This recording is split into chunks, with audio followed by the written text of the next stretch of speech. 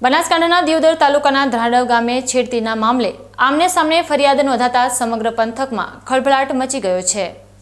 ઘટનાની વિગત મુજબ ગત રવિવારે ધોરણ 8માં અભ્યાસ કરતી એક સગીર વિદ્યાર્થીની શાળાએથી ઘરે પરત ફરી રહી હતી ત્યારે ગામના જ ભરત નામના ઈસમે રસ્તો રોકી તેને છેડતી કરતી હોવાનો આક્ષેપ થયો છે।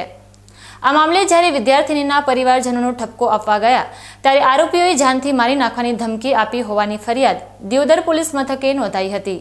જો કે આ કિસ્સામાં વળાંક ત્યારે આવ્યો જ્યારે સોમવારે રાત્રે આરોપી પક્ષ દ્વારા પણ ફરિયાદી પક્ષ સામે વળતી છેડતીની ફરિયાદ નોંધાવવામાં આવી હતી।